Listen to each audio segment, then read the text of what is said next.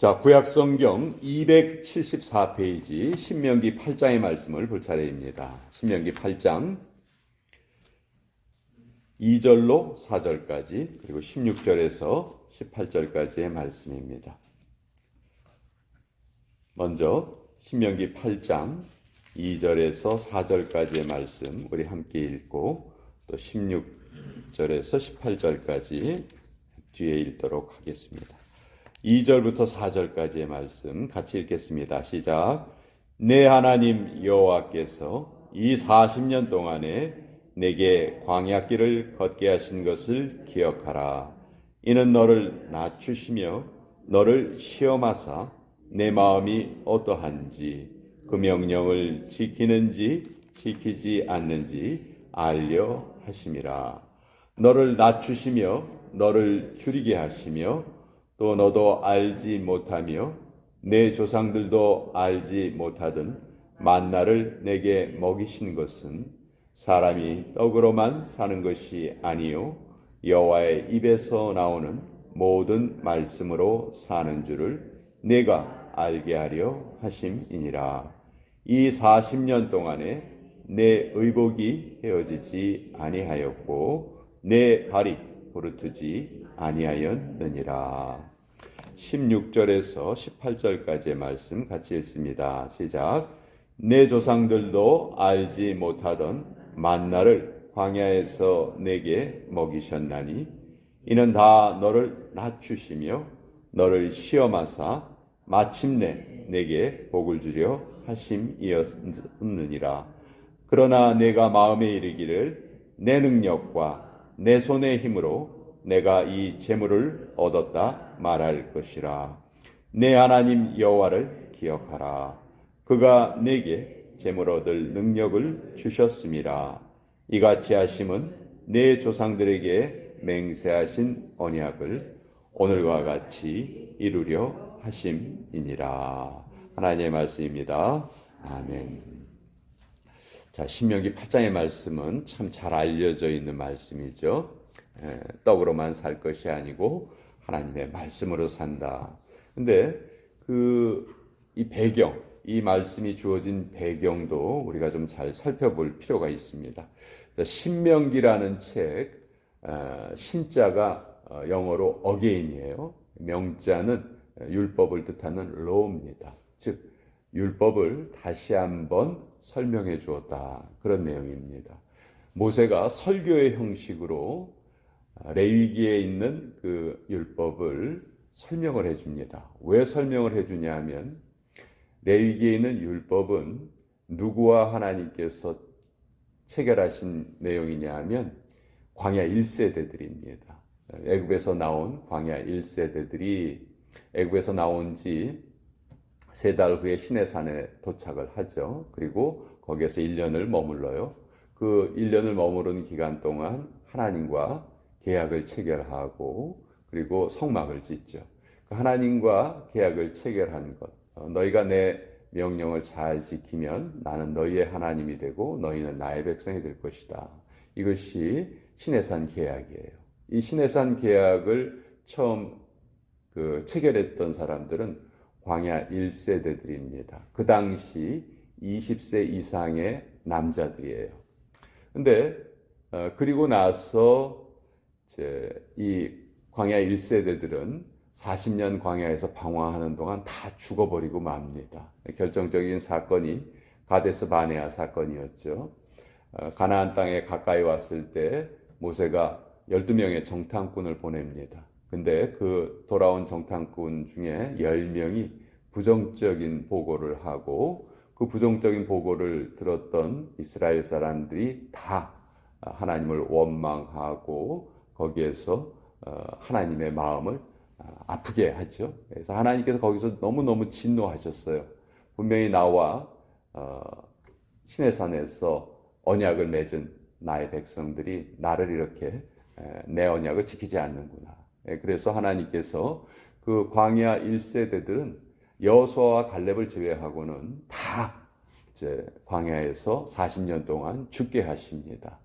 자, 이 신명기는 이제 그 광야 1세대들이 다 죽고 광야 2세대들이 가나안 땅 앞에 다다른 거예요.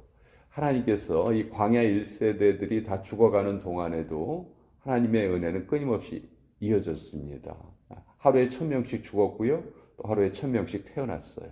그래서 이때 이 신명기의 말씀을 들은 자들은 누구냐 하면 첫 번째 하나님과의 시내산 계약이 맺어졌을 때 20세 이하의 사람들 또 광야에서 태어난 사람들, 이 사람들이 이제 모세 앞에 모여서 이제 마지막으로 모세가 이제 이 세상을 떠나기 직전이죠.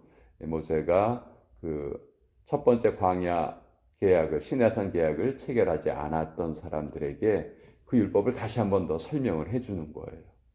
그 내용이 이제 신명기의 3편의 설교로 기록이 되어 있습니다. 설교의 원형이라고 할 수 있고요. 사실 모세 이전에는 그 누구도 설교를 남긴 적이 없었거든요. 창세기에 나오는 인물들도 설교를 남긴 적이 없어요. 최초로 설교를 남긴 사람이 바로 이 모세입니다. 그 3편의 설교가 신명기의 내용이에요. 자, 우리는 좀 의문을 갖게 됩니다. 하나님께서 이스라엘 백성들을 애굽에서 탈출시켜 주셨으면 바로 가나안 땅으로 이끌고 가셨으면 참 좋았을 텐데 그 길이 불과 10하루 길이다. 성경에는 그렇게 기록되어 있거든요. 근데 그 길을 지금 몇 년 동안 방황을 하게 되냐면 40년을 방황을 하게 되는 거죠. 왜 이렇게 오랜 기간 동안 이스라엘 백성들이 광야 생활을 해야만 했었는가? 오늘 여러 가지 그 성경의 이유가 나오지만 그 중에 하나의 이유가 이제 2절에 기록되어 있습니다. 내 하나님 여호와께서 이 40년 동안에 내게 광야길을 걷게 하신 것을 기억하라. 광야길을 걷게 하신 이유가 있다는 거예요. 그 무슨 이유냐? 이는 너를 낮추시며 너를 시험하사 내 마음이 어떠한지 그 명령을 지키는지 지키지 않는지 알려 하심이라. 하나님께서 광야 생활 40년을 허락하신 이유가 이스라엘 백성들의 본 마음을 알고자 하심이라. 그래서 일부러 그들을 광야길을 행하게 하시죠. 물론 그 가데스 바네아 사건에서 그들이 불순종함으로써 정탐꾼이 정탐했던 하루를 1년으로 계산해서 하나님께서 40년의 광야 생활을 명하셨어요. 그것도 하나의 이유가 되겠지만 그것을 허락하셨을 때 하나님께서는 이제 이스라엘 백성들의 본 마음을 다 내보이게 하셨다는 거죠. 그래서 3절에도 이렇게 돼 있죠. 너를 낮추시며 너를 줄게 하시며 또 너도 알지 못하며 내 조상들도 알지 못하던 만나를 내게 먹이신 것은, 자, 하나님께서 은혜와 징계를 같이 주시죠. 광야 생활에 징계를 주시지만 만나를 또 예비하셨어요. 자, 이것은 사람이 떡으로만 사는 것이 아니요 여호와의 입에서 나오는 모든 말씀으로 사는 줄을 내가 알게 하려 하심이니라. 여기에 만나와 그러니까 떡과 말씀이 대비가 돼 있죠. 여기 만나는 무엇을 의미하냐면 하나님의 은혜를 상징하는 거예요. 그렇죠? 광야는 정말 농사도 지을 수 없고 뱀이 있고 전갈이 득실득실한 그런 곳이에요. 근데 그런 곳에서 하나님께서 이들을 보호하셨다는 거예요. 그 보호의 첫 번째 상징이 만나였다는 것이고요. 또 4절에는 내 의복이 헤어지지 않았고 내 발이 부르트지 않았다. 이런 것들이 하나님께서 징계와 더불어 내리신 은혜라는 것이죠. 자, 이것이 우리에게 주신 말씀이 무엇인가? 사람이 떡으로만 사는 것이 아니고 여호와의 입에서 나오는 말씀으로 산다. 즉 여기서 떡이라는 것은 사람 개인의 능력을 상징합니다. 또 여호와의 말씀은 하나님의 은혜를 상징합니다. 그러니까 우리가 이 세상을 살아갈 때 불신자들은 어떻게 생각하냐면 내가 내 힘으로 이 세상을 살아간다. 내가 뭐 의지할 사람 한 사람도 없다. 나는 내 힘으로 살아가는 것이다. 그렇게 생각하고 산다는 것이죠. 그러나 하나님의 백성들은 어떻게 산다는 거예요? 하나님의 백성들은 하나님을 의지하며 살아가는 것이다. 이것이 이제 그 유명한 신명기 8장 3절의 말씀이죠. 하나님께서 광야 생활 동안에 이스라엘 백성들에게 여러 가지 은혜를 베풀어 주셨는데 첫째 은혜가 낮추심의 은혜입니다. 사람을 낮추시는 것이 무슨 은혜냐? 우리가 이렇게 생각하기 쉽지만 사람은 좀 낮아져야 은혜를 받습니다. 사람이 고개가 뻣뻣하면요, 은혜를 받을 수가 없어요. 빵과 물이 없을 때 교만할 수 있는 사람은 없습니다. 그렇죠? 그러니까 하나님께서 빵과 물을 제한하신 이유는 이스라엘 백성들을 낮추신다는 것인데, 그래서 하나님께서 이런 상황을 통해서 하나님을 더욱더 의지하게 만드셨다는 것이죠. 이 40년 동안 이스라엘 백성들이 광야 생활에서 배운 것은 우리는 하나님을 의지하지 않으면 살아갈 수 없다. 그것을 40년 동안 경험하게 하신 거예요. 자, 두 번째는 만나의 은혜죠. 이 만나는 정말 아무도 생각하지 못했어요. 광야 생활 어떻게 살 것인가? 애굽에서 가지고 나온 음식은 다 떨어졌습니다. 어떻게 살 것인가? 그때 하나님께서 누구도 알지 못하던 만나를 매일매일 하늘에서 내려주셨다. 이것이 만나의 은혜죠. 또 의복이 헤어지지 않았다. 광야 생활에서 옷마저 갖춰 입지 않으면은 어떻게 광야 생활을 할 수 있겠어요? 그래서 기적적인 방법으로 이 당시의 옷감은 오늘 우리가 입는 이런 옷의 옷감처럼 튼튼하지 않았을 거예요. 그럼에도 불구하고 그 광야 생활의 뜨거운 햇빛과 또 밤의 그 아주 추운 그 추위를 다 이길 수 있도록 하나님께서 특별한 보호를 해주셨다는 거죠. 또 발이 부르트지 않았다. 세상에 하나님께서 이스라엘 백성들 발바닥까지 신경을 쓰셨어요. 그 광야는 그 걷기가 어려운 곳이잖아요. 신발도 오늘 우리가 신는 신발처럼 좋은 신발이 아니었을 것입니다. 그럼에도 불구하고 하나님께서 그들의 발도 부르트지 않게 하셨다. 이게 정말 오늘 우리가 살아가면서 경험하는 모든 은혜가 여기에 다 기록되어 있는 것 같아요. 자, 그리고 성경에서 우리에게 은혜로 가르쳐 주시는 한 가지가 있습니다. 우리가 그것을 잘 깨닫지 못하는데 바로 징계의 은혜예요. 징계의 은혜. 하나님께서 우리를 징계하십니다. 우리가 5절을 읽지 않았지만 5절 한번 보시면 그 내용이 나와 있어요. 너는 사람이 그 아들을 징계함 같이 내 하나님 여호와께서 너를 징계하시는 줄 마음에 생각하라. 이렇게 돼 있죠. 자, 여러분 징계가 왜 은혜냐 하면요. 징계에는 특징이 있어요. 첫째는 징계라는 것은 하나님의 자녀가 되었다는 표시예요. 하나님께서 우리를 사랑하신다는 표시예요. 우리는 자꾸 징계와 심판을 혼동해요. 심판은 목적이 좀 다르죠.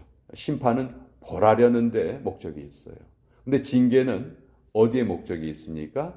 다시 회복시키는 데 목적이 있죠. 어려움을 통해서 우리를 다시 하나님의 백성으로 회복시키는 것이 징계의 은혜예요. 그러니까 우리는 살아가면서 참 우리가 신앙을 잘 지키면서 살아가려고 애를 쓰지만 우리가 때때로 징계를 통해서 깨우침을 받지 못한다면 우리는 하나님이 원하시는 모습으로 살아갈 수가 없다는 것이죠. 그것이 우리의 본성이에요. 성경이 우리의 본성을 아주 정확하게 잘 알려주시고 계신 것이죠. 그래서 하나님께서 우리를 향하신 하나님의 마음은 16절 맨 마지막에 잘 나타나 있어요. 여러분 이 마지막 구절을 좀 우리 잊지 않았으면 좋겠어요. 자, 16절 뒷부분에 이렇게 돼 있죠. 너를 낮추시며 너를 시험하사 마침내 내게 복을 주려 하심이었었느니라. 여기 보면 마침내라는 표현이 있죠. 마침내. 마침내. 하나님께서 중간중간 우리를 징계하실 때 우리는 그게 너무너무 힘들고 어렵죠. 그렇지만 하나님의 본 마음이 뭐예요? 그것을 통해서 우리가 마침내 복을 받게 하려 하십니다. 그러니까 우리의 삶 속에 우리가 때때로 잘못했을 때 그것을 예를 들어서 자녀를 키우는데 여러분 자녀가 뭔가 잘못을 하는데 부모가 아무 말 하지 않고 그냥 지나가 보세요. 그 자녀가 어떻게 될까요? 근데 그때 잘못할 때마다 부모가 사랑의 채찍으로 또 사랑의 마음으로 그를 징계한다면 분명히 그 자녀는 올바로 잘 자랄 것입니다. 하나님도 똑같은 마음을 가지고 계시는 거죠. 하나님의 궁극적인 마음은 우리에게 복을 주시고자 하시는 거예요. 그런데 그 복을 받기 위해서는 우리가 반드시 통과해야 될 과정이 있다는 것이죠. 그것을 오늘 신명기의 말씀이 우리에게 잘 알려주고 계십니다. 자, 오늘 이 신명기 말씀 같이 알아보았고요.